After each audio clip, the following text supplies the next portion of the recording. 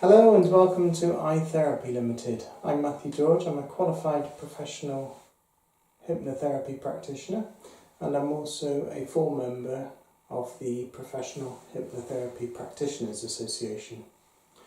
This series of modules is a complete anxiety program, and because anxiety is such a complex subject, we've decided to break it down into 3 modules. Module 1 covers what is anxiety, and it's a really important module because to give yourself the best chance of making a complete recovery from anxiety, it's necessary to understand exactly what it is. We suggest that this process takes a minimum of 3 weeks. Obviously, people will take on board the anxiety suggestions at different rates. So we recommend that you spend at least a week on a module. Some people might like to take a bit longer, some people might not take quite so long. But we cover, so this is module 1, and we'll cover what anxiety is. Module 2 is a much shorter module, but it covers accepting and observing the anxiety, and we'll move on to that in more detail when we come to module 2.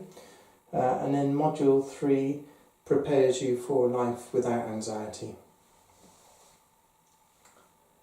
So that's the 3 information modules, and they're all available on YouTube. And then they are accompanied by 3 hypnotherapy sessions. So what we'd recommend you do is you listen to the instruction on module 1, and then you download the hypnotherapy session that goes with it, which is Anxiety Module 1, which is available for download from www.i-therapyltd.com. So between the information module that you have here, where you'll understand all of the learning that goes with it, with anxiety and the different anxious feelings and thoughts that you experience, as well as the physical symptoms. So you'll get all of that learning here, and the therapy session. Hypnotherapy sessions work best when they are listened to repeatedly. So once you've gone through this learning module, download the hypnotherapy session, listen to that repeatedly over a period of a week until you begin to notice those positive benefits, and then move on to module 2. So that's the way that the process is designed to work. Before we actually move on to getting stuck into the nitty-gritty of module 1, there's just a couple of things that I do need to make you aware of, which are, if you are taking any medication currently for your anxiety, please don't reduce any of that medication unless you're doing so in consultation with your family doctor or medical professional or GP. If you haven't had your anxiety diagnosed yet, then that's also equally important that you go and seek medical advice, because there are some things, physical things, that you could have with your body that would give rise to all the same physical symptoms that anxiety gives you. So, for example, if there was a problem with a particular type of gland, either it was overproducing a certain hormone or it was underproducing, that could give rise to all the same physical symptoms that you experience when you suffer from anxiety. And so, in order to make sure that we haven't got the 2 issues confused, you need to go and get the physical element ruled out. There are some immediate things that you can do to help yourself, some immediate simple things. Anxiety symptoms are a racing heart. They are caused by a production of adrenaline into your body. And what that does is it gives you a feeling of an energy boost. And so the two things that we voluntarily do every day that give us those symptoms are drinking coffee, as an example, and eating sugar. So if you eliminate sugar and you eliminate caffeine from your diet, you'll start to just take away an aspect that could be aggravating some of those physical symptoms that you're experiencing, at least until you've gone through this program. Once you've gone through this program, then you can obviously reintroduce them to your diet if that's something that you want to do. But just while we're going through this process, it's probably a good idea for you to just limit the amount of carbonated fizzy drinks that you drink, any sweets, sugary foods, and also any caffeine. Just switch to a caffeine-free alternative, decaffeinated tea, decaffeinated coffee, and you should start to see some benefits there. It will certainly help while we go through this process. And then the final one is, before we actually get stuck into Module 1, the final element that you can do to really give yourself an immediate head start is looking for some magnesium supplements. The recommended daily intake of magnesium is around about 380 to 400 milligrams per day. And there's not many people that have a diet that gives them that amount of magnesium. So a magnesium supplement of around about that figure will also help you. So let's get stuck into Module 1. And we'll cover off and understand what anxiety is.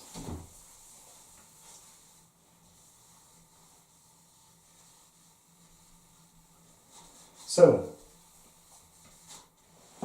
anxiety is not a new thing, it's been around for a long time. And there was a chap called Joseph Volpe, 1958, South African chap, and he made the association that anxiety and tension and relaxation and peace of mind, those two things cannot coexist. So that is essentially what the therapy session in Module 1 is going to do for you. It's going to give you that really good level of really good relaxation. And that's the first step, really, to bring your overall level of high alertness or that feeling of constantly being on edge right down to a much more comfortable level. So, if you imagine in your mind that you have a control box. On the front of that control box here is a dial, an adjustable dial, and it's got the numbers, let's say, for example, from 1 to 10.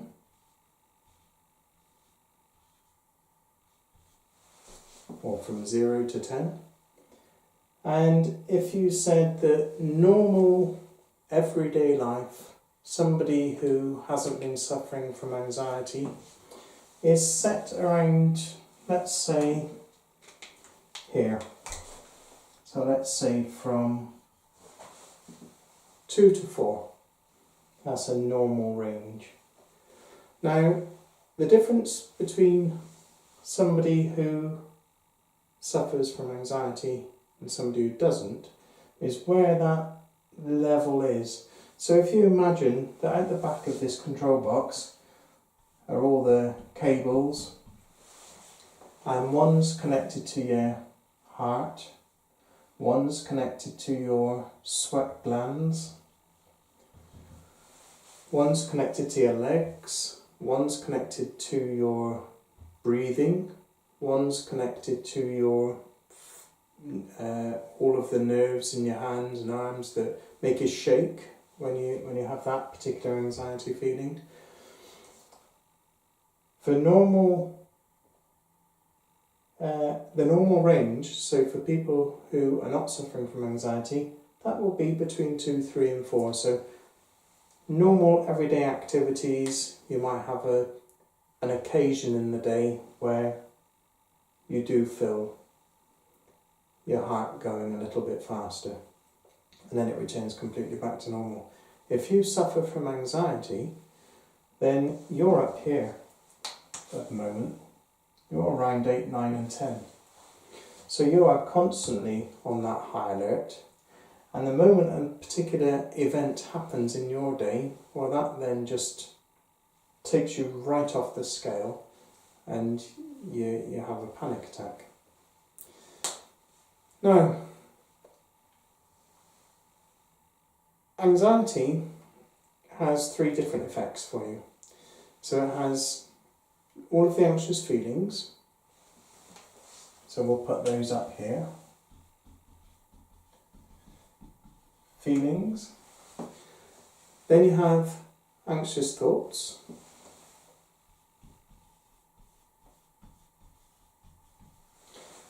And then you have the physical symptoms.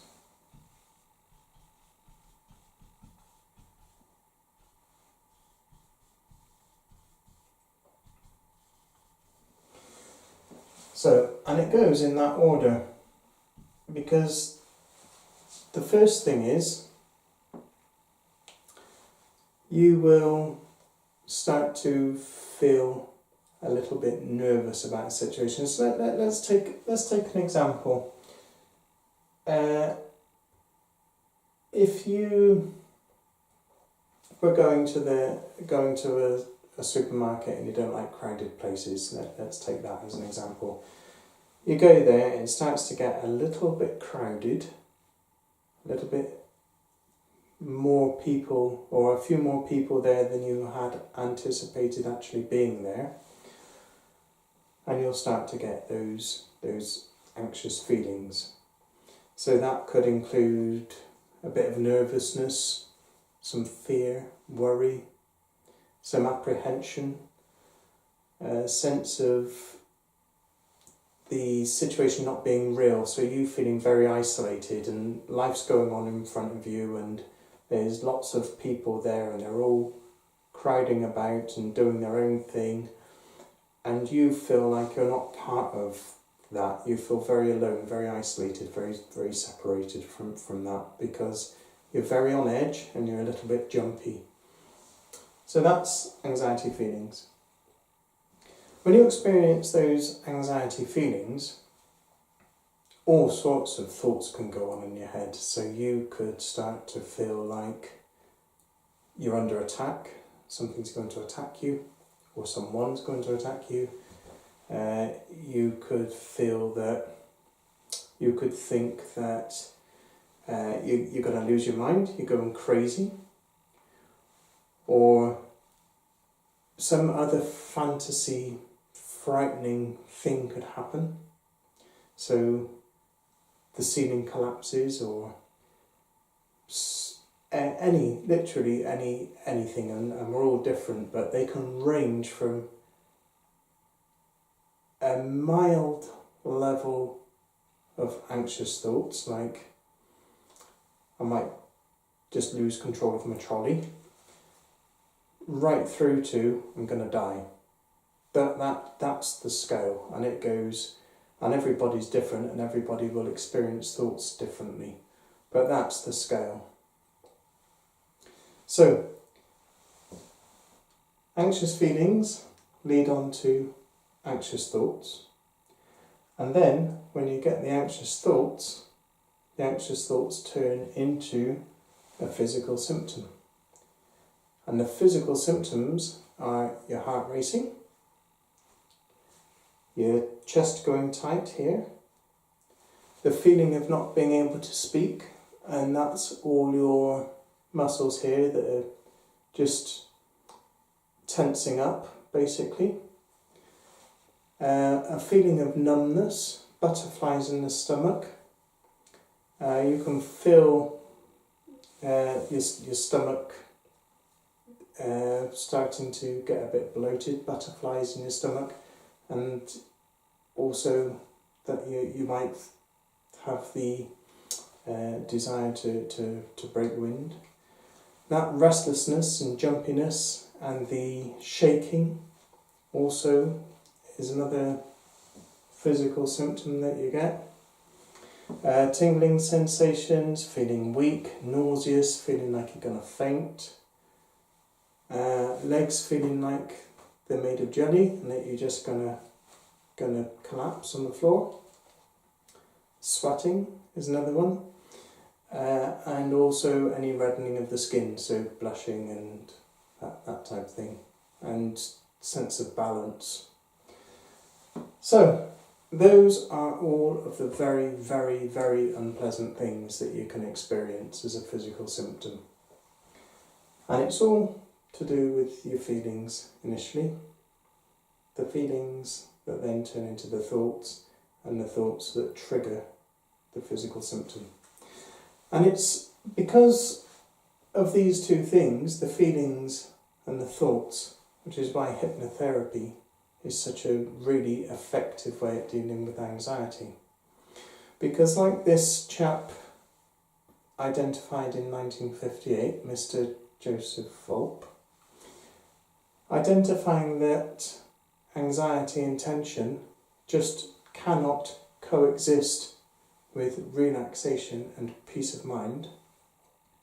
If we relax the mind and we bring this alertness level that you're on, bring that setting, that adjustable dial that we spoke about earlier, if we bring that down from being set at level 8, 9 or 10, the high alert setting, and we bring that right down to the normal level of between 2, 3 and 4, then we've pretty much cracked it. So we do that in module 1 and in therapy session number 1. But what you've done is you have been dealing with all of these anxiety feelings for a different amount of time. So some people might have been dealing with it for 6 months, but for some people it might have been 10, 20, 30, 40 years. So then that's become a habit, so we have to deal with that, and that's what module 2 will deal with, is dealing with all those memories and those feelings and those emotions that have been built up, and we'll deal with all of those in module 2. So, that's what anxiety is, and some people really, really worry with all of the anxious thoughts, and the thoughts are so severe that it actually prevents people from living their life. People become housebound, people consciously and very creatively avoid situations. So if there's a particular event that they would really like to go on, but they feel very anxious about it, what they will do is they'll make an excuse. I can't go, I'd love to go, I haven't got the money, I've got to look after the children this week, I have to go shopping next week, I've got to work late. All these different excuses will come up because that's how creative we are, that's how good our minds work. Our minds work really, really well, and we use them to do just that. So what's the role of anxiety? What's it there to do? It's there to protect us. And that's effectively, it's doing its job, isn't it? Because we're staying within the confines of our comfort zone. And our comfort zone, when we suffer from anxiety, is much, much smaller. Our boundaries are much, much smaller than someone who is not suffering from anxiety. So someone who's not suffering from anxiety, they'd be able to go out and live their life and enjoy all these different activities every day that they want to do, participate in life. Someone who is suffering from anxiety, their comfort zone is very likely just their house. It might be a very small part of their work, or it might be just a regular route, so driving to and from work. They're comfortable, but only going to on a known route and one journey. So in that instance, anxiety has done its job. It's protected us, it's stopped us from being in any danger. But it's a perceived danger that this high alert level is actually giving us. This high alert level is preparing us for something bad happening, but the reality is that there isn't anything bad that's going to happen. So we don't need to be at that high level, which is why we need to bring it back round to a normal level.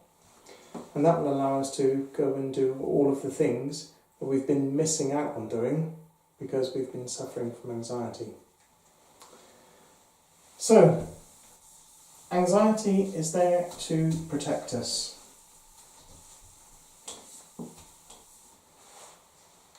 Keep us safe. So it's there to protect us. And it's doing its job really well because it stops us from doing things. It keeps us within a very, very tight space, a very small comfort zone.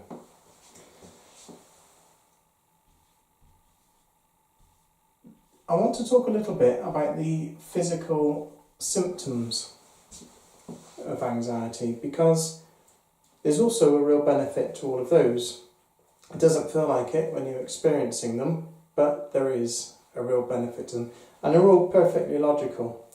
So if you take, let's have a stick man here, so we'll use this as the head, and we spoke earlier on about the physical symptoms of anxiety. So we said that there is some sweating. We said that there is some shaking, trembling. We also said that there are some jelly legs there and there. We mentioned about the faster breathing. And we also mentioned about, so we'll put the breathing there. And then we also mentioned about the fast heart rate. So that jittery feeling, that comes from the shaking. The faintness that we feel, because we feel faint, we feel like we're going to collapse. That comes from us breathing much faster. Our brain is getting too much oxygen effectively. So we'll just start through those one by one. So we'll start off with the heart. If you are feeling very anxious, you've probably heard of fight or flight. All of these anxiety symptoms, the physical symptoms of anxiety, come from the anxious feelings that led to anxious thoughts that created our physical symptoms. So, if you go through that process, feelings, thoughts, symptoms, and you then go back in time to very, very early man, where the very real dangers of life were present every hour of every day, wild beasts, having to go out and forage for your own food, kill your own food, find shelter for your family, all those things. Very early human life was constantly needing to protect itself physically and also protect their own families. So if you happen to be in existence back in that time, you would have been very, very thankful for all of these reactions.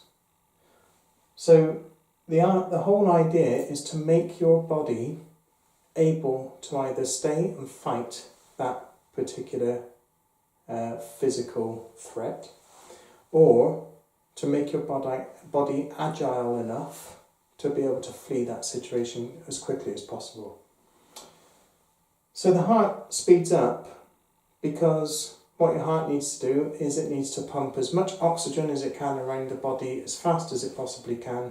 So therefore the blood needs to circulate faster, and the way that the body makes that happen is by speeding up the rate of your heart. And because your blood is going around the body that much faster, your blood is able to take in more oxygen, and that's what causes you to breathe faster. We also mentioned about the muscles here in the throat becoming tense. So those two things happen, but you feel a little bit faint. And why does that happen? You can feel faint because our brains are designed to function perfectly at a rested breathing state, which means your normal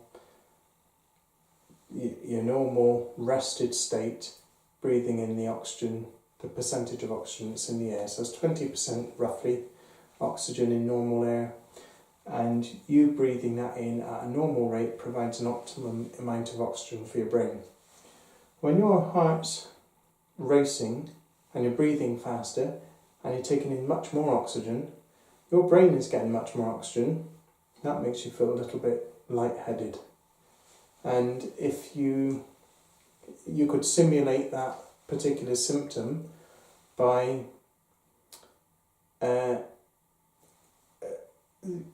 altering the amount of oxygen that your brain gets when you have a first cigarette. If you were previously a smoker and you didn't have a cigarette for say 4 or 5 hours, and then you had your first cigarette, that would give you what people refer to as a backy buzz, and that simulates that symptom. It's just upsetting the amount of oxygen that's available to your brain. So that's the lightheadedness. The heart pumps around the body faster, taking more blood around the body and more oxygen around the body. Adrenaline gets released and immediately goes to the muscle groups where it's needed most. So if you're going to stay and fight your physical threat, or you are going to flee from that situation, you'd be really grateful for a big boost of energy here in the legs and also there in the arms.